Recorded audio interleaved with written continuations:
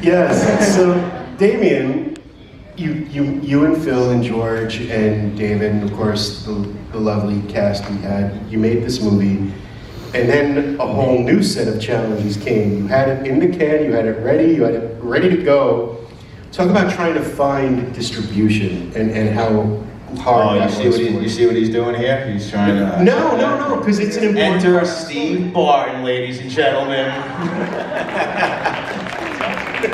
You like that? Yeah, right? That Just slid right in there. Slick, baby. No, but seriously, it was a... Once again, nobody wanted it. Just like nobody wanted to give me money to make it, nobody wanted to put it out. Nobody believed in it, and then it got to the point where after shopping it around for months, Phil and I said, you know what, we're gonna self-distribute this. We believe in it, obviously, so we're gonna put our all in it and figure out a way just to get it out to everybody.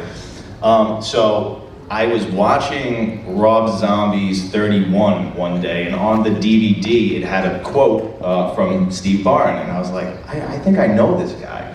He was friends of the producer of All Hallows Eve. So I think I had your email or something, or I got your email from Jesse, and so I had your number and I called you up, and I figured maybe I could send him a screener, and if he likes it, maybe he'll give us a cool quote or something that we could just use to hype up the movie, that people should see it or something.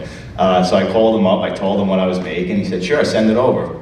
And I feel like an hour and 35 minutes later, like, you called me right back up, having watched it, and you're like, dude, what is going on with this movie? Like, are you trying to shop it around? Does anybody have it? I'm like, no, nobody wants it. He's like, I fucking want it. He's like, I have these people who they just started distributing movies. I hooked up with them. He's like, they need this movie. This is the slasher. This is the horror movie that everybody's been waiting for years. He's like, don't do anything else with this. And then he went and spoke to Epic Pictures, and then he got us a deal that we were actually happy with. So that's how it happened. That's how it got distribution.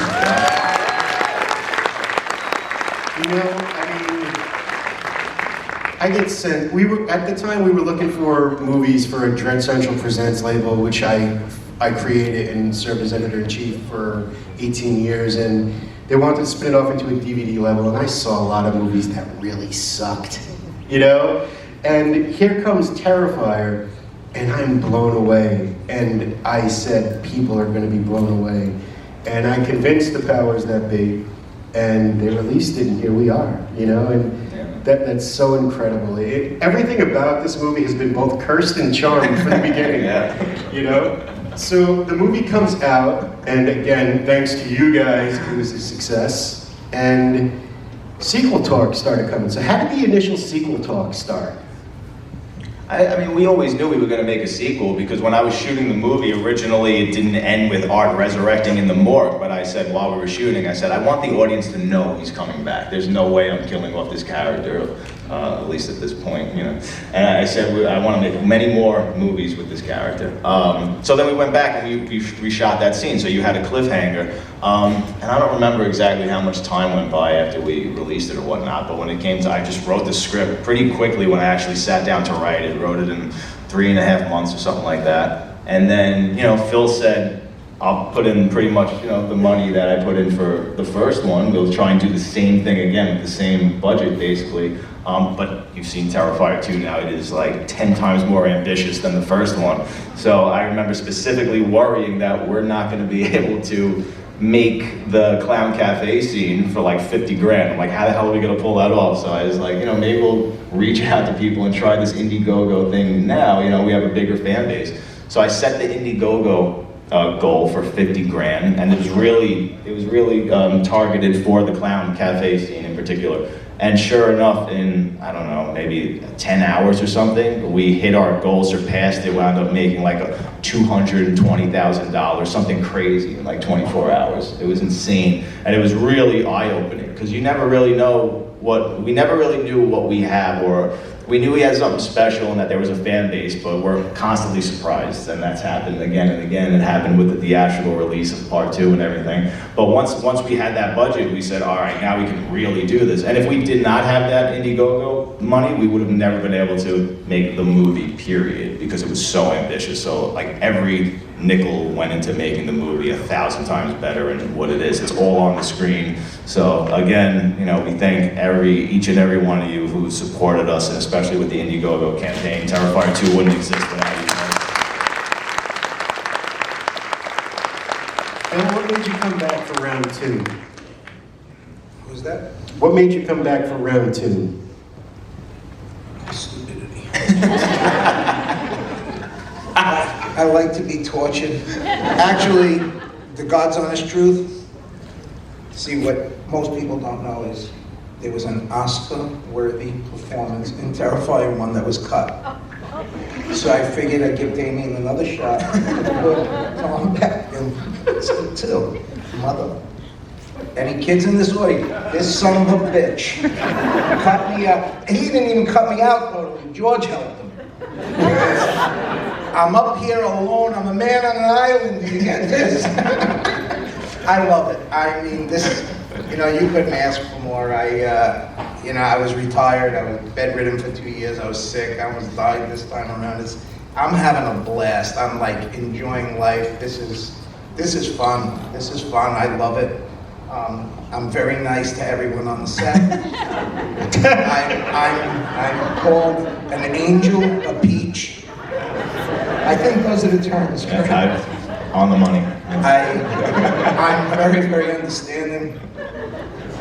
Everyone gets extra water. Yeah. Especially when you're the one who's on fire. No, I really am. I'm having a blast. You know, one of the things that, you know, I'm a big Elvis fan, and Elvis once said, every dream I ever dreamed came through 1,000 times. Well, that's the truth. And again, with these people here, you know, a lot of people blow smoke up other people's ass in this industry. I can tell you, I don't. I'm a straight shooter. You either like it or you don't, but that's the way it is. And this crew, I don't think you could have did this movie with a different crew. Yeah. And cast. That's what I meant, cast and crew. I mean, everybody. There were times where even I was like, we can't do this. We just can't do this to these people. and they were like, go for it. And we did it. And, you don't usually get that. Yeah, it's true. We're surrounded by a lot of amazing, talented people, but who are very passionate and always believe in the project, and we just always push ourselves further than, you know, as far as we have to get it done and do what it takes, and it shows. I mean, you can see that passion on the screen, that we never phone in any of these movies. So it comes from the heart, it comes from just passion, pure passion. Yeah. So one of the common complaints about the original Terrifier is a lot of people are saying it doesn't have much of a story, you know?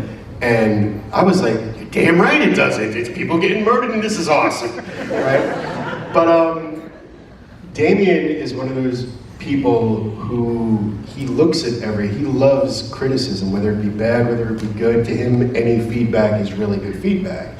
So Within reason. Yeah. Within reason. Don't let's get crazy. So you decided to really dig into these characters and create some more characters. Let's talk about where this, because one thing that Terrifier 2 has is it has a lot of scope to it. Yeah. You're going into a lot of different directions. So let's talk about how you decided to up the ante story-wise and especially character-wise with the addition of Elliot and the best kept secret of the entire film, the little pale girl. Let's talk about that, man.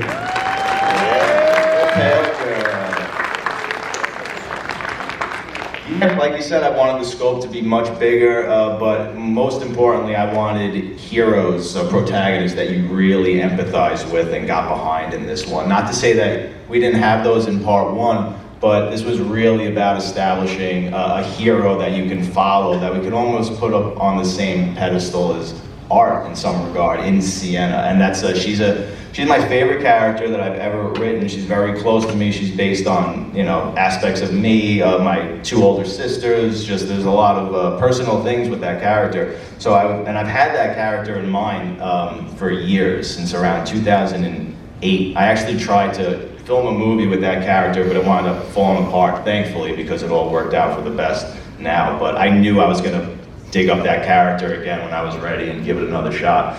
So that was the most important thing, but the other big thing was now bringing in a supernatural aspect that was not in the first one, because in your slasher franchises, typically all your killers become supernatural at some point. They all turn into some sort of boogeyman, but nobody addresses why the character has been brought back from the dead. It's just kind of a trope that you do and nobody explores it. But I really wanted to explore it, and I wanted to make the evil presence or whatever that's driving Art, that's resurrected him, I wanted to make that a big character. And I also wanted to make the good, force that's out there a character as well, which you don't see in these movies a lot either, because you can't have one without the other. So that was the most exciting thing, and it was the most challenging and the most risky thing that we did. But I mean, as far as this character is concerned, I wanted her to represent that evil that's driving him now. And yeah, I mean, she wasn't supposed, if we can go into her character. Please. So she wasn't supposed to look like Art the Clown originally. She was gonna have the creepy look that she has with her teeth and her eyes and like the hairy arms and all the disgusting fingertips and everything.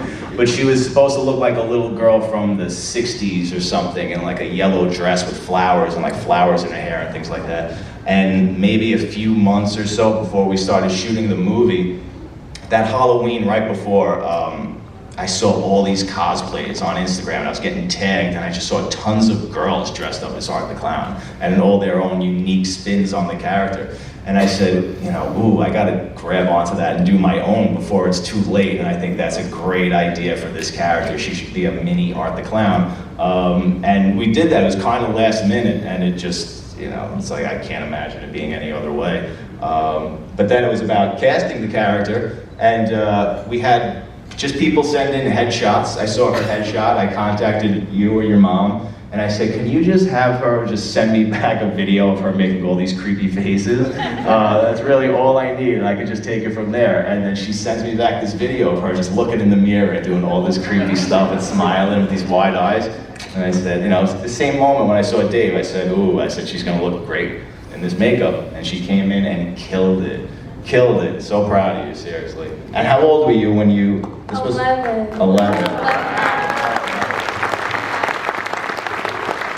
So, I could ask her, so this was your first movie, correct? Was it? It was my second. Your second? Yeah. Well, your first horror movie? Yes. My first movie was like a little tiny movie, and this was my first bigger movie that I did, so yeah. And so what was it, tell us what it was like when you first had to go through the makeup and working with David on set for the first time.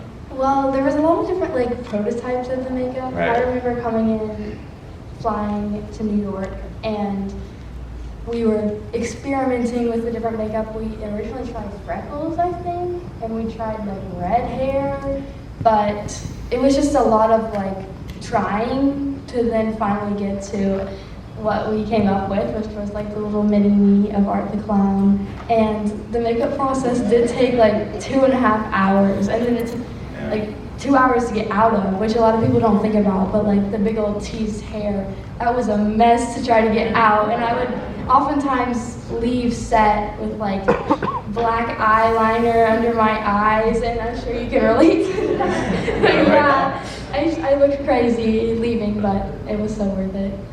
Can you give us a little bit of the face you sent Damien in your audition video? Yeah.